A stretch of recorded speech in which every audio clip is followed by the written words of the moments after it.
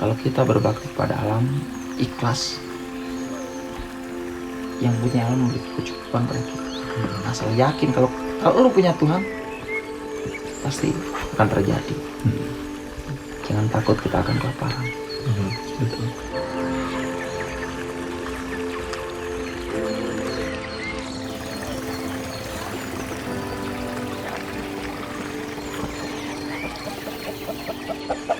Perkenalkan, nama asli Kiryono, dipanggilnya Yono. Kita di sini budidaya kopi di Kampung Cibulau, Desa Tugu Utara, Kecamatan Saro, Kabupaten Bogor. Salah satu budidaya kopi yang udah mulai ini sih di Robusta Cibulau.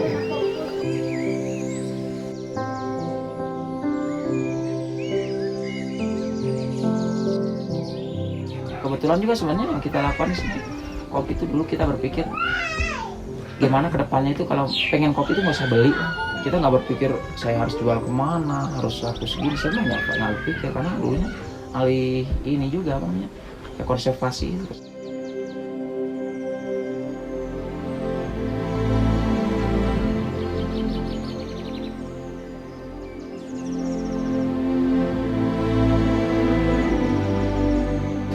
Almarhum orang tua saya tuh meninggal, sebelum meninggal dia nanam kopi di tempat-tempat longsor itu ternyata efektif. Jadi si akarnya punya akar pancer, juga akar atas yang mayang tuh kayak karpet, jadi nutupin yang retak-retak, jadi ternyata bagus.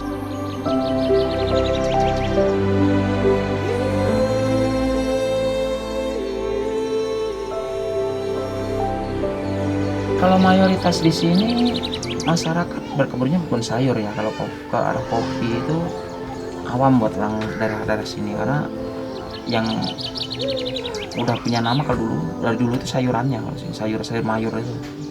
Makanya kita ngajak ke dialih komoditas kopi, susahnya minta ampun. Kita dulu waktu awal-awal banyak ya diketawakan, dihina, bahkan ya dicemooh gitu lah sama teman-teman sendiri. Bahkan waktu itu padahal udah terbentuk di kelompok tani hutan Cibulau Hijau tahun 2008 KTH itu. Kita ngajak temen ya itu diketawakan gitu kan, senyum tapi kan agak gimana gitu, mencemooh gitu kan kayak gitu. Wah, nanam kopi kapan panennya gitu, kayak gitu itu.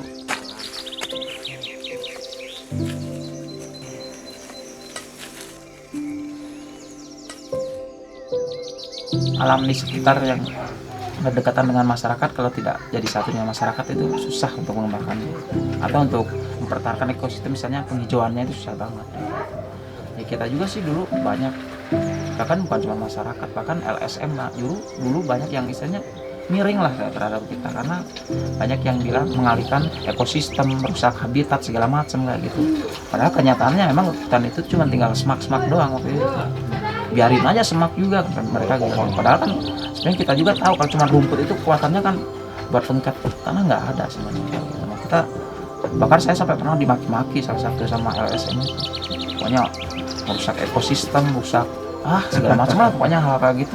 Gara-gara nanam kopi itu. Nanam kopi, karena yang dia tanam kan tanaman endemik, dan kita juga udah punya pengalaman tentang tanaman hal tersebut. Waktu itu mereka tanam 30.000 pohon. Saya menanam tanpa ada bantuan dari mana-mana. Mereka ada program, ada dananya. Kalau saya nggak ada. Tapi dengan keterbatasan, hanya dengan kemauan itu alhamdulillah bisa dibuktikan kepada mereka bahwa tanaman saya itu bisa hidup, bahkan bisa tupang sari. Masyarakat juga bisa mendapatkan hasil-hasil tersebut.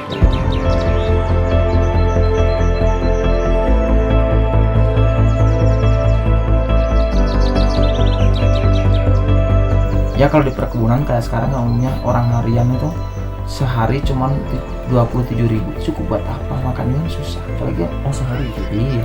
Untuk nyekolahkan anak mau biaya dari mana? Belum ke sekolah jauh, belum ongkos, belum apa. Untuk apalagi SMP belum makin jauh, SMA makin jauh lagi. Itu kan ya kebutuhan. Makanya mindset orang sih kebanyakan lulus SD udah kerja. Para masyarakat di sini ya, terutama petani kopi, ya intinya kita pengen punya jalan produksi seperti gini. Kalau kita kan sekarang istilahnya dikasih lahan sama pemerintah, suruh nanam kopi. Nah sementara jalannya kan kita masih melewati jalan perkebunan. Nah itu kan ibaratnya tumpang tindih sama ininya perkebunan gitu, masih kita itu pakai masih menggunakan fasilitasnya. fasilitasnya perkebunan. Oh iya betul. Mungkin mereka juga merasa risih juga ya, banyak yang lalu lalang berkegiatan di jalannya mereka mungkin, tapi tujuannya bukan ke perkebunan. Nah itu sih ya, kendala di sini juga sama ya, pastilah sebagian orang istilahnya, oh males gua ke Cibulau lihat jalannya aja gitu, coba kalau jalannya bagus kan mungkin perputaran ekonominya juga lebih Benar, bakal Tempat lebih wisata. jalan. iya.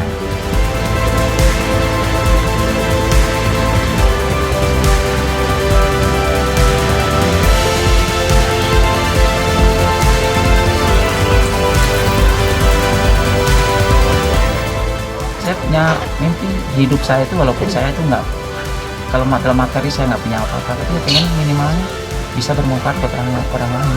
Karena saya sendiri sampai pernah mintain diri saya, kalau saya, apalagi waktu keterpurukan kan kita sedang kerasa banget, wah hidup susah banget, kita udah nggak bisa bermanfaat buat orang lain, pendek umur aja